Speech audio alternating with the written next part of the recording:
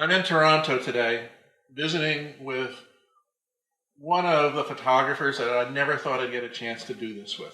And I'm with Ed Burtynsky, and we're at his studio, which is not really a studio as many of you would think.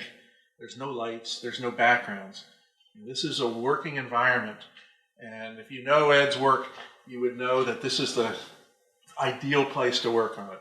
And Ed, I want to first off say thank you for allowing me to spend the day with you and to share your story with us and our readers about your photography, which I find to be one of the most amazing things. Now, Luminous Landscape is about the landscape, but you know, you've done something different. You're not about the Yosemite Valley landscape. You're about the landscape that man has had an effect on. So maybe you'd tell us where this all began and how it all started, and why you focused your career on this aspect of the landscape. Mm. Well, actually, I did first fall in love with nature and the landscape, and I don't think I would have ever managed to get to the work that I do without that first love of being out there, of being in the forest or canoeing across pristine lakes in northern Ontario. So that was my youth growing up in those places. Every weekend I could get out there, I was there. And as I kind of thought of being a photographer, I did begin with taking pictures out there. But I was looking at it very differently. I knew what the kind of quote-unquote genre of landscape photography was. I was fairly cognizant of not trying to make cliches. So what I started thinking about was some of my favorite painters, like Jackson Pollock and the abstract expressionists. So I started thinking, how can I take a large format camera, like a 4x5, get the best lenses possible, and go into that complex space in the forest, in the bush, and be able to start working with it as raw material to treat it almost like a painting, like a all-overness and a very high complex weave of pattern that would culminate into an image that seemed to make sense. So I was entering what I feel are some of the most chaotic environments you can find, which is shrub and bush and trees and all of the mix that you find when you go for a walk through a forest, and somehow see into that chaos and find these moments where the positioning is very precise, and using the 4x5 and using the perfect light and the time of the year and the colors at that time of year, all those things come together to find that field almost painting, that all-overness and compression of space. So that's where I really began to learn about really seeing in complex environments and attenuating my eye to be able to kind of hive out those kinds of moments within a very chaotic landscape. And then I think after doing that, I felt that it was my ability to do that, attenuate that played well deep into my future, where all of a sudden I'd enter all kinds of different landscapes and be able to tune in to where the image might be within that space. So whether it was shipbreaking yards in Bangladesh, or whether it was refineries, or whether it was tire piles, it was still kind of going into space and being able to attenuate.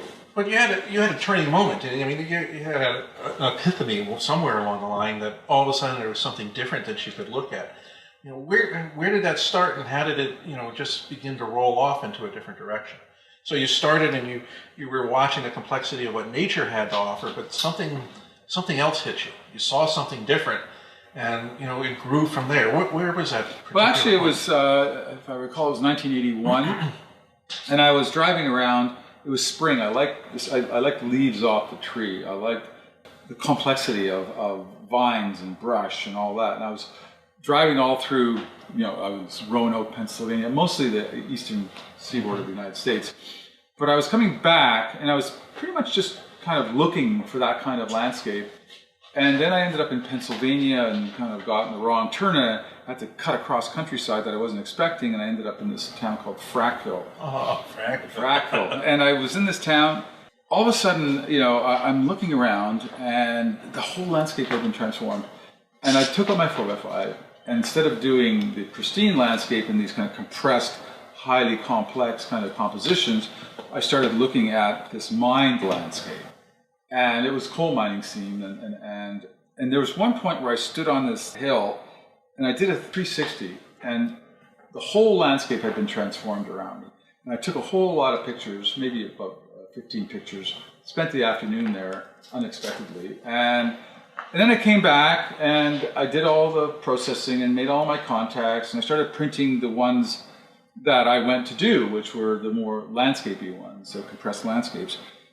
And all of a sudden, I kept going back to these series that I did in Pennsylvania, and all of a sudden I pulled one out and I enlarged it, and I said, actually, this is more interesting.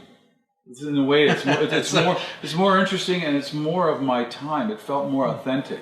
And as an artist, I'm always searching for, how do I speak about my time? How do I speak about what's important? And it felt that, the other landscapes I was doing, as interesting as they were, they felt somehow yearning for something that had already passed. Whereas this had this urgency of the future. Looking at the mining images, that it's about the landscape that we usurp, the landscape that we take things from, that I felt was where the issues for humanity are going to eventually land on, because we live in a finite planet, and there's only so much iron ore, there's only so much copper that we can easily access. Yes, there's more down in the crust of the earth, but what we can get at and what's viable is what's at the surface. So I started thinking about that and thinking, well, if I start a body of work on this, on not the landscapes that we usurp, that eventually that work in accumulation would start to tell a story. And I started to look at the largest examples of copper mining, the largest examples of iron ore mines, the largest examples of the building of a dam. So it was always that research that said, where is the largest expression of this thing that humans have engaged in? And those were the subjects of my pictures. And so 35 years later, I continue to make these pictures, and it continues to build on this singular idea of human systems engaged in the taking of things from nature and transforming them and transporting them back into our urban centers. Well, it's funny you bring the word humanity into it, because number one, seeing all your images, a lot of these have had to touch you as a human, but a lot of your images bring awareness to a wider audience about what humans have done to some of these regions and areas, and some of them are pretty drastic. So how do you prioritize this and pick this? I mean, as you began to see what you wanted to do, you moved forward, and how did you find the places? You've gone to the dam, the big dam in China. You've done tire pits. You've done aerials of where salt's collected, and you've actually done one with water and I believe oil too. And one that I really loved was where you actually started with quarries. Right. So how did you find a way to branch all these things out, pick the subjects, and develop these projects to completion? Or were these concurrent or at the same time? Well, I work concurrently. I have multiple projects. That it's not just one thing. But usually, what I like to have are compartments in which which are you can also call series, where I know that image belongs to that series. And then I also allow myself the chance to say, this doesn't belong to anything, but I'll still take a picture of it because it's interesting. And those are the places where often the new ideas emerge from those kinds of things. So I do trust my eye that if it's stopping me somewhere and it's saying, take a picture of this, I don't deny it that, even though I might be on another track. It started with mining. And then once I decided mining was it, then I said, okay, well, where's a great mine near Toronto? And one of the great mines, mining areas is Sudbury, where they have the nickel mines. I found a way to meet the CEO of Inco, and I met with him directly, and he said, I like what you're doing. Yeah, sure, and he gave me access to it. And that was really important access, because that was one of the first times I got into a mine. So to do these places, to go into these places, you have to go past the barbed wire into the front office and get through the front office, and then get somebody who takes you in a truck and drives you around the mine and keeps you safe from falling into a pit or whatever. So you can't run around and hide. And plus, I've got 4x5, or then I went to 8x10 eventually. So this isn't something you can kind of sneak in and take a few pictures. I had to go through the front door. So that's always been part of my strategy: is how do I get to the person who can make the decision, and then I have to convince that person that they should let me in. A little bit of persistence along the way. Persistence, no is usually the first answer, and then you work with the no and convert the no to a yes. And sometimes it could take a year. Sometimes it's within first meeting, and sometimes I've taken several years to get the yes. So it just depends on the complexity and the management. With your work and looking at your body of work and as it's changed, at one point you switched from working on the outside to looking at the immensity of the change in the landscape on interiors, factories, and some of these kind of things. What moved you indoors? And obviously you stayed with the same theme, the impact on humanity. Right. But you went indoors, and some of the things that you captured along those lines are just eye-opening for some of us that never see this. So how did you get to that point where you said there was another world under a roof? When I was 15, my father passed away. My mother was an immigrant. She didn't really have any way to put me through school, so I had to put myself through school. So I always worked in in big industries. So I worked for Ford. I worked for GM. I worked in one of the richest gold mines in Northern Ontario, underground in the gold mine. I worked in these places. Wow. So I had seen them firsthand and worked in them, and if I looked at even just production lines, I worked in a frame plant, which was a supplier to Ford. I worked at the Ford plant. I worked at a big GM plant, an engine plant. So I worked in these places and got to see that world firsthand. And then I worked in mines. So in a way, I've gone back to something that I had firsthand experience with to photograph. And that's also why it kind of made sense for me to go to those locations and to do that. And developing this methodology of how one goes from the idea of I want to do something through research, and then expanding into that and finding those places and getting access. And so you were asking earlier about different themes and how do we get to it. So if you look at the mining theme, I said, okay, I've done mining for quite some time.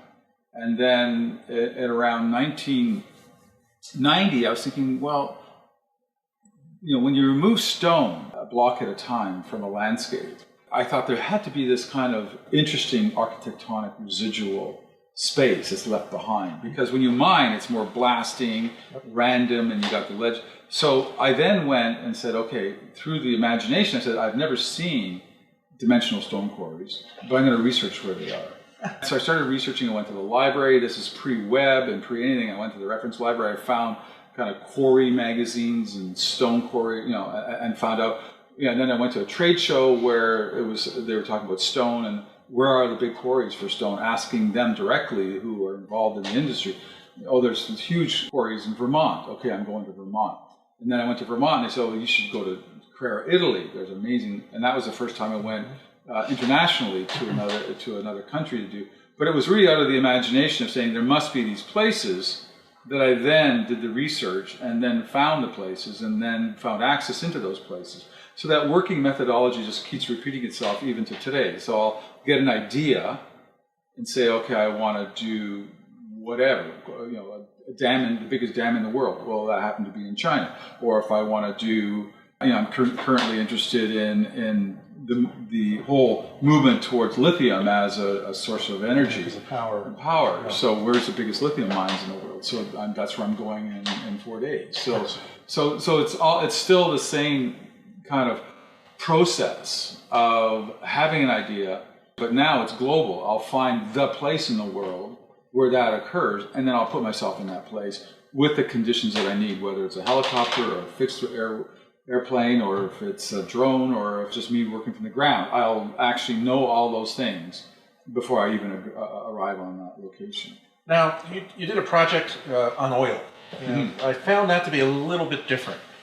obviously, you went to your traditional way on oil, but you seem to have actually followed through with what the impact of oil is. Oil as it progresses, through to eventually the automobile, the tire, the byproducts, and where it begins and what it ends up as on a much broader scale. Kind of like, okay, there's the oil, but the effects of the whole thing. You told a story, kind of a different storyline. How did you come up with that whole progression, to move to all the elements that the oil affects, I suppose is... I had my oil epiphany, I think, in 1996. I was going to Sudbury, back to Sudbury, to photograph the tailings. I hadn't done any mines for about 8 years. I'd done other things. So I'm heading off, and I remember I pulled off, I filled my tank up with gas. My car was kind of burning oil at the time, so I had to put oil in there. And it was raining, and I kind of had this plasticky raincoat. And I pull out, and the blacktop was just laid on. I kind of looked at everything, and I'm saying, everything around me is dependent on oil. And I never thought of it as a project, and then I thought about where I was going, and I'm thinking, well, those big, huge mines couldn't be at that scale without the mechanical advantage of all the machinery that we have in there that can move material on that level. And I realized that when I was photographing these mines and these tailings that were outside of everybody's purview, no one really knows where oil really looks like, where it comes from, where that landscape is. And to me, oil was like this thing that almost like spilt blood. If you see spilt oil, it's a bad thing. It's usually not. It's not a good omen. When you see oil everywhere, or blood. So it seemed, but it was this black stuff coursing through these pipes across our nation and across through America North that keeps everything going. But we never see it. It's kind of like this thing we put in our. And I said, well, I want to peel back oil as an idea and start going to the landscape. So it starts with the source of oil. So I went to California where it was first discovered, and big gushers were discovered, and then went to the oil sands and continued, and then I looked at refineries. So I was looking at the process, and then I started thinking, well, what are the outcomes of oil? And I started looking at, all the plastics, and then you look at all the suburb and the automobile and the lifestyle that we had, and all of these things were all derived as a result of this inexpensive fuel that had this incredible built-in energy that can drive a modern world. And then it occurred to me as well that it really is the internal combustion engine and the discovery of this abundant fuel, oil, brought together that has even allowed humanity to become 7.5 billion and growing. If we couldn't do agriculture at the scale we're doing it, if we couldn't move products to the cities at the scale we're doing it, without the engine and the fuel, we wouldn't be able to do that. So at a certain point, I understood oil as being one of the key factors to human expansion and the acceleration that we're experiencing today. I just found that's one of the most amazing stories to seeing how you expanded that topic so largely. I think it was amazing. We could go on, and I've got so much I'd like to talk to you. Hopefully we'll have more time, but I want to come back and talk about equipment here in a minute, because just like you were saying, the mines need tools and things to drive them so they can deliver product and do all that. You need a set of tools that you've used through the ages that allow you to capture the images that you have. So I want to come back and chat about that in the next section. Perfect. Good.